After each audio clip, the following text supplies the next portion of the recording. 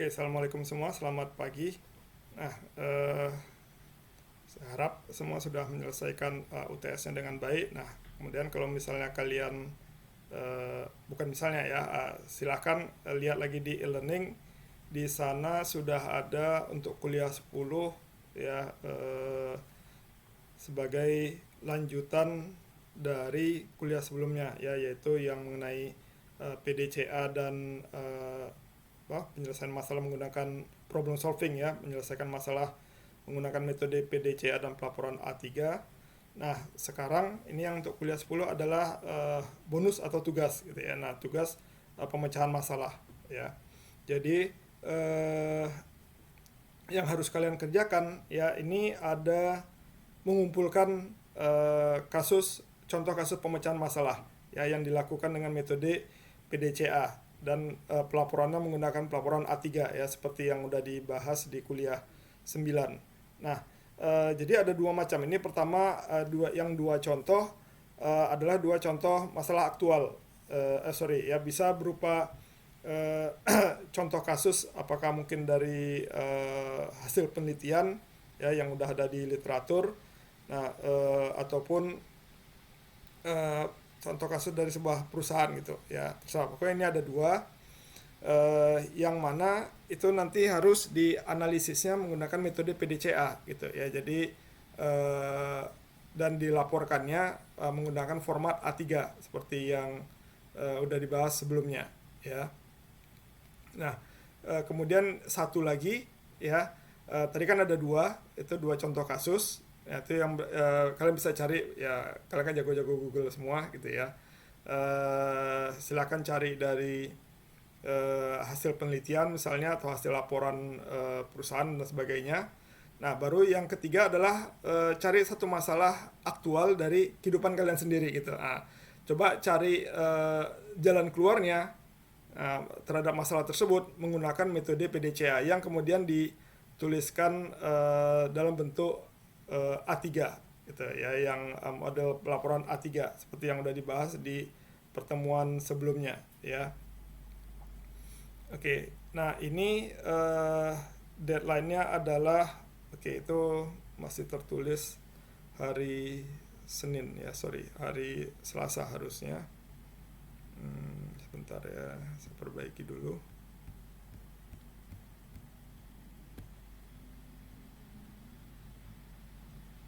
Jadi ada waktu seminggu gitu ya.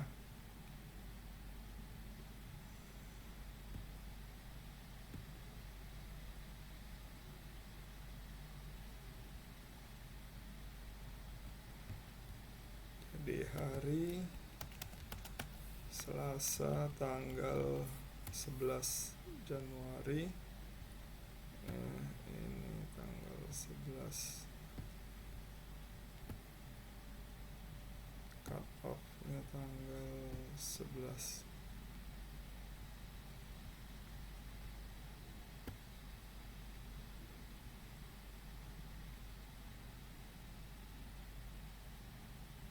Wah, udah ada yang mengumpulkan. Cepat bener. Siapa yang mengumpulkan?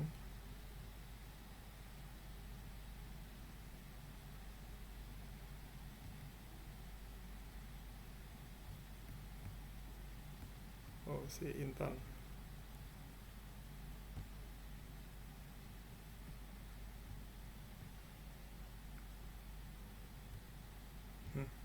Oke, baik ya. Tidak apa-apa kalau memang sudah dikumpulkan.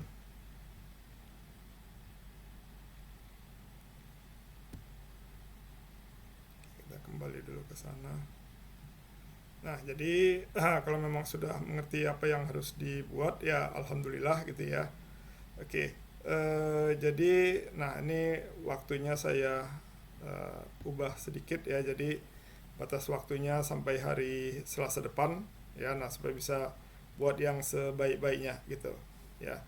Nah, kemudian di sini juga saya ada berikan satu contoh untuk gambaran ya, bagaimana menganalisis sebab akibat gitu. Nah, jadi kan salah satu yang paling penting kita untuk menyelesaikan masalah itu kan harus menemukan sebabnya dulu. Nah, ini sebagai contoh ada dua pendekatan yang saya buat di sini, yaitu untuk contoh tragedi kapal Titanic. Nah, semua kan pasti tahu ceritanya gitu ya.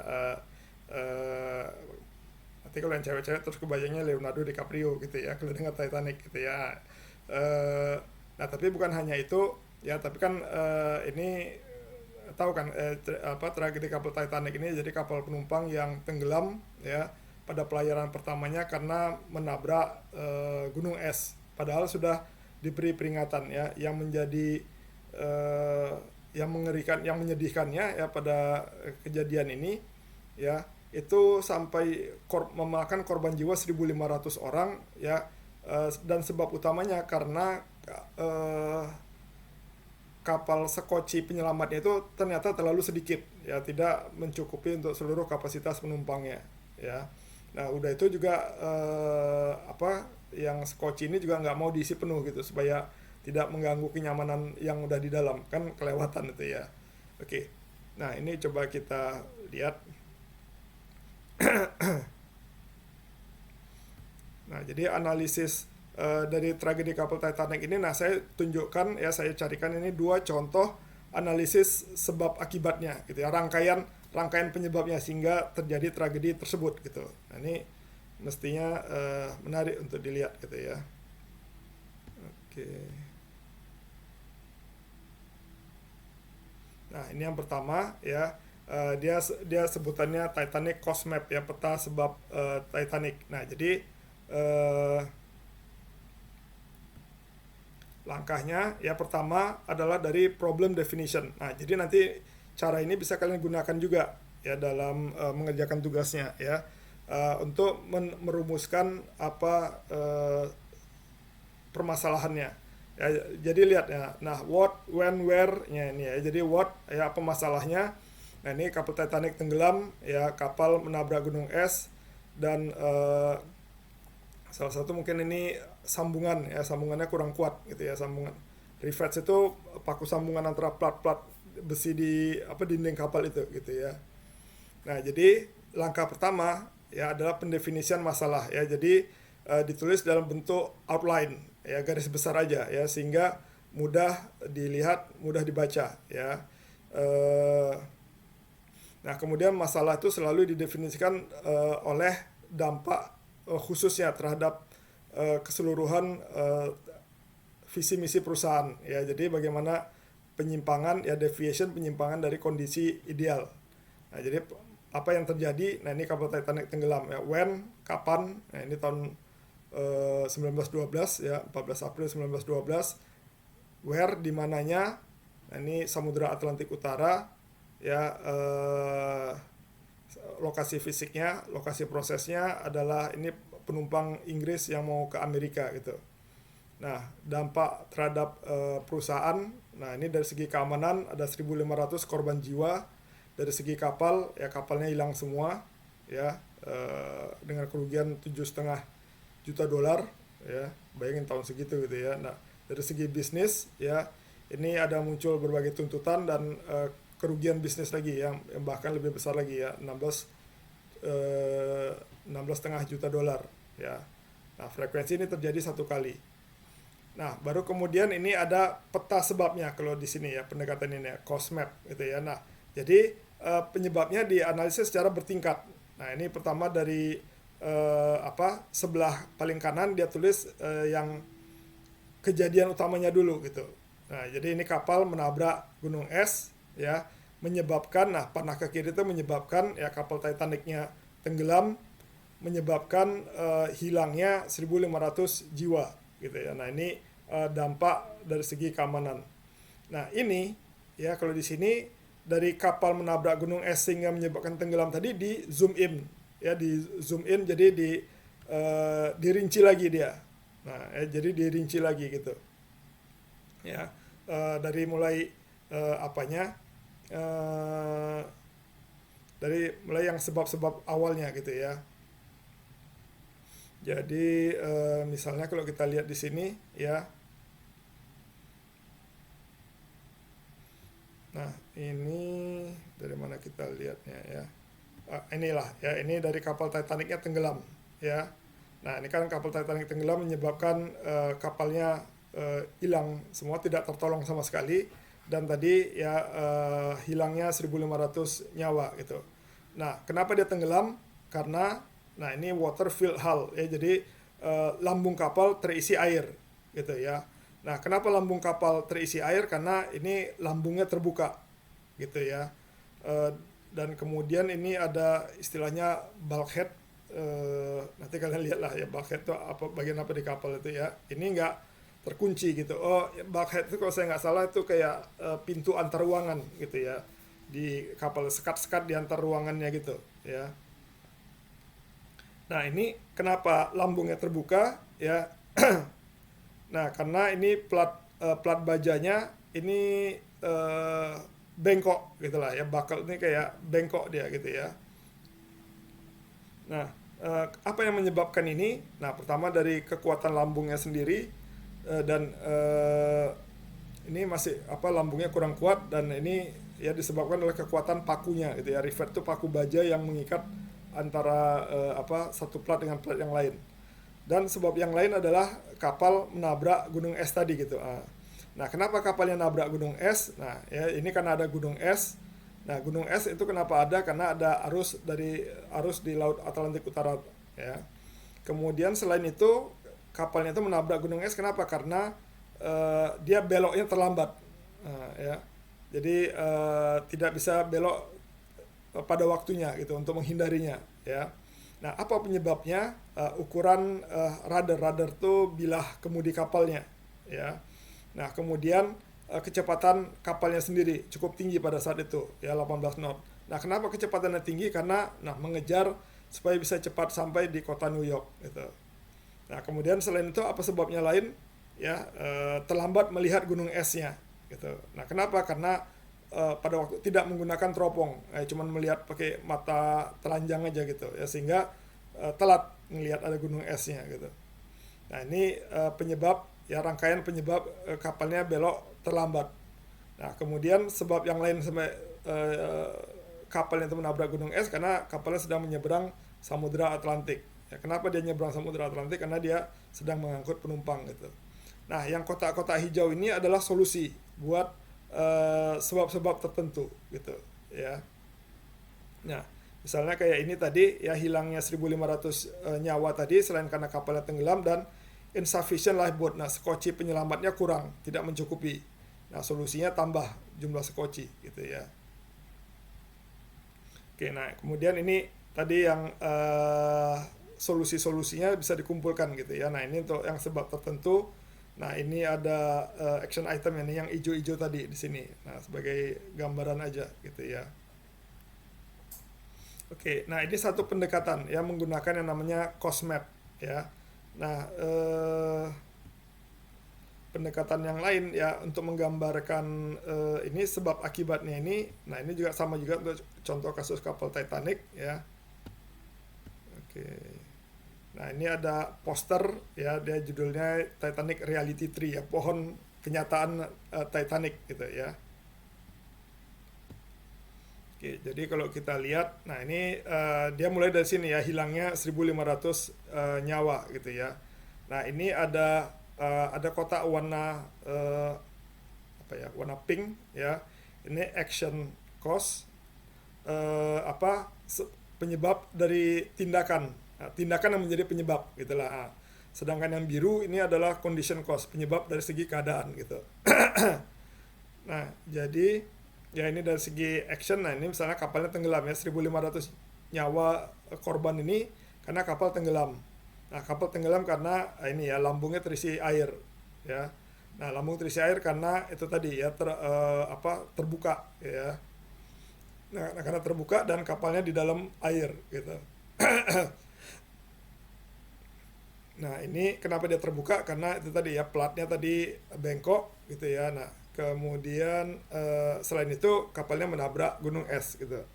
Nah, jadi seperti tadi rangkaiannya ya. Jadi sebelah makin ke kanan dia adalah mencari penyebab-penyebabnya lagi ya. Yang kanan tuh penyebab, yang kiri itu akibatnya gitu.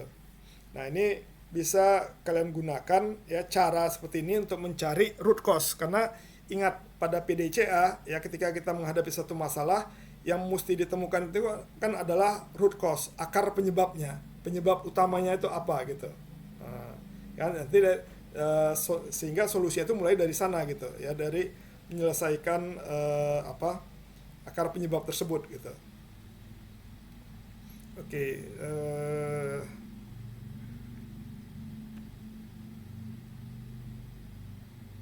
nah kemudian ada dua ada dua contoh lainnya. Eh,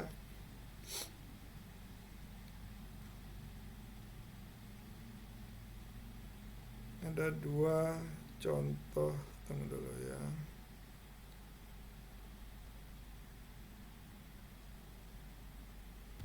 Nah, untuk pelaporannya, nah ini ada salah satu contohnya yang namanya practical problem solving ya. Nah, ini prinsipnya dia seperti yang juga A3 juga pelaporannya ya. Oke, udah kelihatan kan?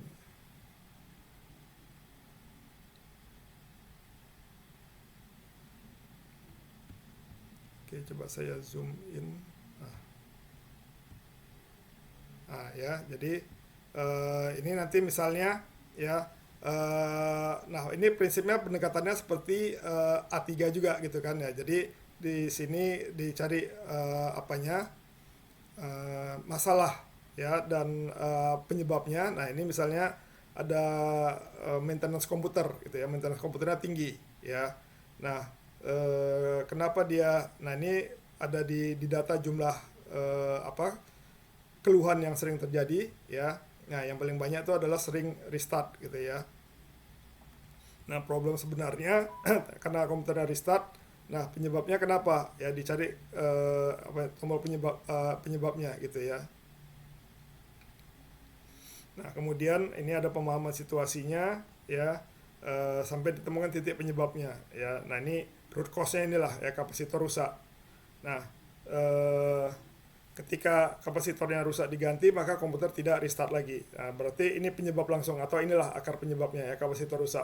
Nah sekarang kenapa kapasitornya rusak gitu ya? Nah, rupanya karena terlalu panas. Nah kenapa terlalu panas? Karena lubang ventilasinya tertutup gitu. Nah ini diuji, dikonfirmasi ya. Oke. Laptop saya lowbat. Oke, sorry sebentar.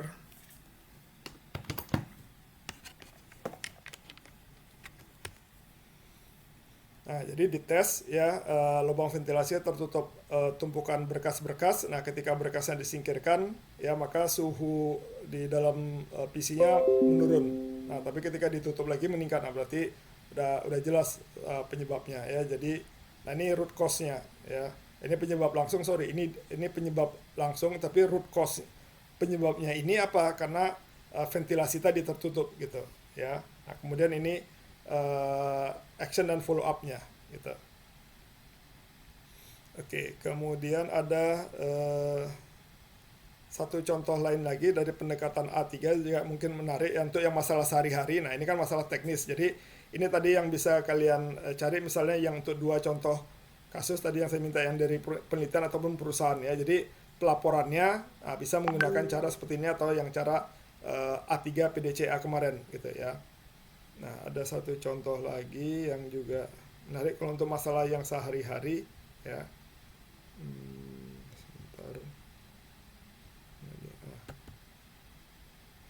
Oke, ini ya. Nah, ini mungkin filenya belum saya upload ini ke e-learning, nanti saya upload juga. Nah, ini gambaran, jadi misalnya ya masalahnya apa? Ini pakai model A3 ya kan. Ini plan ya, sini do ya, cek, kemudian sini actionnya ya, act-nya. Nah ini jadi masalahnya didefinisikan di atas. Nah, ini untuk meningkatkan ya kesehatan fisik gitu. Nah ini nama orangnya, ini tanggalnya ya. Jadi ini kondisi sekarang atau permasalahan, nah gendut gitu ya misalnya ya. Jadi foto sebelumnya ya gendut gitu ya. Kemudian fakta-faktanya mungkin beratnya, ya persen lemak tubuh, tekanan darah dan sebagainya gitu ya. Ini sampai ekspektansi umurnya gitu ya. Nah, perkiraan umurnya cuma sampai 78 tahun gitu. Nah, ini target kondisinya ya, sasarannya adalah udah apalah ya, udah fit gitu ya. Nah, kemudian strateginya gimana? Meningkatkan kesehatan ya dengan mengurangi berat badan ya, menambah kekuatan fisik gitu ya, fitness lah gitu barangkali ya. Kemudian melindungi jantung gitu. Nah, ini target berat badannya, target lemak tubuhnya gitu ya, target tekanan darah, kemudian ini untuk angkat berat ya, kemampuan angkat berat ya. Jadi meningkat ya, nah, ini kan mula-mula 135 pon, ya ini 185 pon gitu ya. Jadi 135 itu mungkin sekitar 40 kilo gitulah, mungkin lebih kurang. Nah, ini meningkat ya, mungkin sekitar 70-an 60 kilo gitu. Nah, ini ada analisis penyebabnya gitu ya. Nah, ini juga penting ya, seperti tadi juga ya. Nah, jadi ini ada mula-mula ya, kenapa kesehatan saya kurang baik. Nah, nah kalau ini dia ke kanan untuk lihat ini ya solusinya. Nah, jadi